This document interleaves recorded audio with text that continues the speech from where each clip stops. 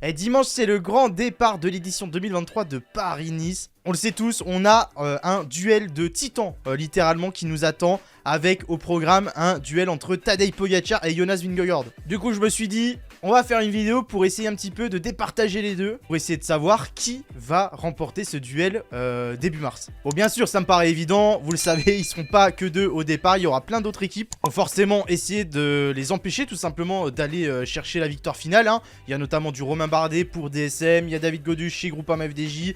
On a Simon Yates en sérieux concurrent aussi chez Jayco. Encore un petit Ben O'Connor chez AG2R. Il y a du beau monde, mais les deux font office de grandissimes favoris et on va du coup essayer de se poser la question qui de Jonas ou de Tadej prendra l'avantage. Et on va se poser la question de qui entre Jonas Vingegaard et Tadej Pogacar prendra l'avantage en passant par pas mal de petits points. Et le premier, c'est les équipes qui seront autour des deux hommes. Alors on va d'abord parler de la Jumbo-Visma. Côté Jumbo-Visma, il y a une start list très intéressante. Chaque course où il y a Jumbo-Visma, c'est une start list intéressante de toute manière. Mais pour le moment, sauf changement de dernière minute, hein, on est le mercredi 1er mars au moment où je tourne et je poste cette vidéo. D'ici dimanche, ça peut encore changer, mais pour le moment, on a notamment Olaf Koy et Christophe Laporte qui seront les deux gars rapides au sprint un petit peu. On a bien sûr le dernier champion du monde de contre-la-montre, Tobias Foss, ou encore Juan Dennis et Nathan Van Hooydonk qui sont un petit peu dans le même profil. Et comme sixième équipier derrière Jonas, on aura Steven Kruijswijk qui sera son dernier lieutenant. Et du côté UAE, par contre pour le moment, on n'a que 5 coureurs d'annoncés. Et dans les annoncés, on a de sûr déjà son compatriote Domen Novak, qui sera full équipier je pense sur la semaine. On aura Matteo Trentin un petit peu en mode tout-terrain, qui peut un petit peu courir et gagner partout surtout. Et à ses côtés, dès que la route s'élèvera, on aura Rafał Majka et Tim Wellens. Donc il reste 2 places à signer chez UAE. On peut peut-être imaginer un petit McNulty qui fait souvent ce genre de course autour de Tadej. Et potentiellement un dernier équipier qui peut les aider tout au long de la semaine sur le plat par exemple. Du coup sur ce premier point, en comparant les deux effectifs, on va pas se mentir, je donne un net avantage à Jumbo. Parce que bah, c'est simple, hein, sur leur effectif, ils ont tous les types de coureurs qui peuvent tout simplement faire mal sur chaque type d'étape. Et de toute manière, on a l'habitude de les voir comme ça. Hein, Jumbo, il n'y a personne au-dessus d'eux en termes de collectif dans le peloton. Deuxième point pour savoir à qui donner l'avantage entre les deux, c'est tout simplement le parcours de cette 81e édition de Paris-Nice. On aura pour commencer ce dimanche et lundi les 2 premières étapes qui seront globalement plates pour une arrivée au sprint. Même si attention, sur la première, il y a quelques difficultés à ne pas négliger comme cette ascension qui est à peine 20 km de l'arrivée.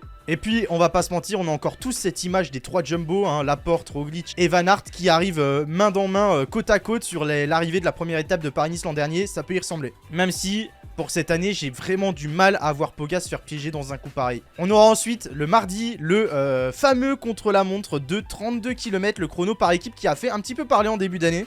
Donc ça sera un chrono à Dampierre en Burly. Et pourquoi il a fait parler ce chrono? Tout simplement parce que la règle a un petit peu changé. Le temps ne sera pas pris sur le 4e coureur de l'équipe sur la ligne d'arrivée, mais sur le premier. Et sur cet aspect-là du chrono par équipe, hein, comme on l'a vu avec les 2 effectifs, net avantage également à Jumbo. Place au mercredi ensuite avec l'étape 4 et la première des 2 arrivées au sommet de la semaine. Ça sera une arrivée à la loge des gardes et ça sera une ascension assez courte, 7 km, mais bien difficile et assez régulière avec une pente moyenne à 7% environ. Donc là, on aura très certainement à ce moment-ci de la course le premier affrontement direct entre les 2 hommes pour, dans un premier temps, la victoire d'étape, très certainement, sauf s'il y a une échappée qui résiste, mais ça me paraît compliqué.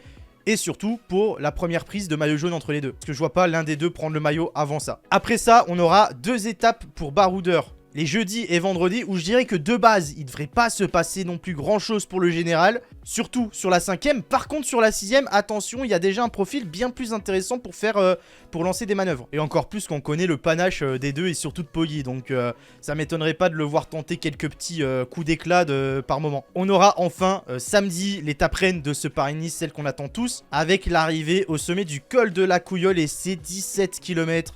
Donc col très très long. Le général, il va très certainement se décider là-dedans, au sommet de la Couillole. Et même si on aura eu l'arrivée au sommet le mercredi avec la 4e étape, je pense pas que sur cette première montée, il y aura beaucoup d'écart à monter assez court. Ça sera plus une course de côte pour Puncher, avec des mecs qui ont pas mal d'explosivité sur le sommet, je pense. Voilà, pour le coup, c'est très clairement tout l'inverse. On aura un col très très long avec d'énormes écarts, surtout si les deux décident d'accélérer. Donc je donnerai plus l'avantage à Poga sur la première étape, avec une arrivée plus punchy comme on a pu le voir à l'altiport de Peyragudes par exemple l'an dernier sur le tour, ça lui correspond mieux je pense. Par contre sur une ascension comme à la Couillole très très longue, avantage à Vingue, je pense. Surtout qu'il sera entouré de la grosse équipe Jumbo.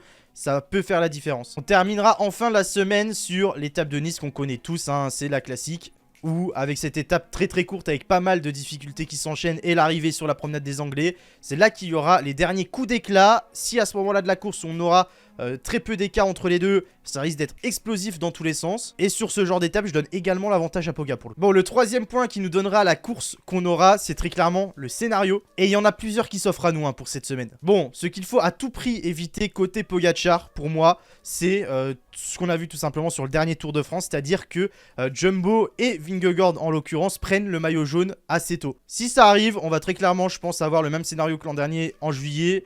Une Jumbo qui sera très clairement sur la défensive. Et vu l'équipe qu'ils ont, c'est le scénario parfait pour eux.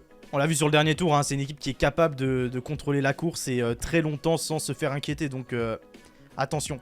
Tout ce qu'on sait, c'est que peu importe le scénario, par contre, notre ami Pogacar, on risque de le voir à l'offensive et assez virevoltant, on va dire, en tête de course. On le sait, qu'il soit en jaune ou en position de chasse du maillot jaune, il tentera tout. C'est pour ça que je pense que la meilleure étape, surtout s'il se retrouve dans cette position du chasseur, sans être leader du général, c'est la dernière à Nice, où avec cet enchaînement de difficultés, il peut faire très mal. Bon après, on le sait, hein, je vous parle de scénario depuis tout à l'heure, mais le cyclisme, c'est ça aussi qui fait sa beauté. Ce n'est pas toujours les deux plus forts ou la meilleure équipe qui s'imposent. Sinon on se ferait bien chier. Du coup on pourra bien évidemment compter sur toutes les autres équipes et tous les autres coureurs qui seront au départ de ce Paris-Nice pour tenter de leur faire mal aux deux. Peut-être qu'il y en a qui arriveront hein. Et le dernier point important pour départager les deux coureurs, c'est tout simplement l'état de forme actuel. Si on regardait les autres saisons, surtout l'année dernière, c'est que Poga, c'est pas quelqu'un qui est au top de sa forme que en juillet pour le tour. Hein. On est habitué à le voir gagner tout au long de l'année, de janvier à octobre. Donc ça, c'est pas une surprise. Par contre, Vingue, l'an dernier, il avait un peu plus de mal tout au long de l'année. Pogacar l'a battu dans 90% des courses l'an dernier, hormis en juillet. Là, pour le coup, cette année, en 2023, Vingue a montré qu'il était déjà très très chaud. C'est cool. De son côté, Vingue, on est sur un perfect pour le moment, puisqu'il a tout simplement remporté toutes les étapes et le général du Grand Camino en Espagne. C'était la semaine dernière, si vous n'avez pas vu. Et de son côté, par contre, Pogacar, on est sur quasiment un perfect aussi, puisqu'il a remporté 3 étapes de la Ruta del Sol, ainsi que le général. Mais aussi, en plus de ça, juste avant, il a remporté la classique du Rhein Paraíso avec ses fameuses routes en terre du côté de l'Espagne. Donc sur ce point-là, je pense qu'on est tous d'accord pour le dire, c'est un 50-50 parfait. Il n'y a pas l'un des deux coureurs qui est plus en forme que l'autre. Bon, du coup, pour finir la vidéo, je vous ai parlé de tout ça, il faut faire un choix. Je vais vous donner du coup mon prono de qui je vois lever les bras et s'imposer, ramener le jaune à Nice. Vous le savez, si vous me suivez, les pronos, je suis souvent catastrophique, hein, c'est un petit bonus, un petit kiff. Mais je pense que contrairement à l'an dernier du coup, où clairement, habituellement j'aurais très certainement mis Poga vainqueur. Pour cette fois-ci, pour cette année, au vu des deux formes et des équipes, et pour tous les points qu'on a abordés dans cette vidéo, je mets Vingue un poil au-dessus et je pense que ce sera lui qui s'imposera. Et vous du coup, dites-moi maintenant en commentaire quel scénario vous voyez pour cette semaine entre Paris et Nice. Si vous êtes d'accord tout simplement avec moi aussi, si vous pensez que Vingue va s'imposer par rapport à Poga.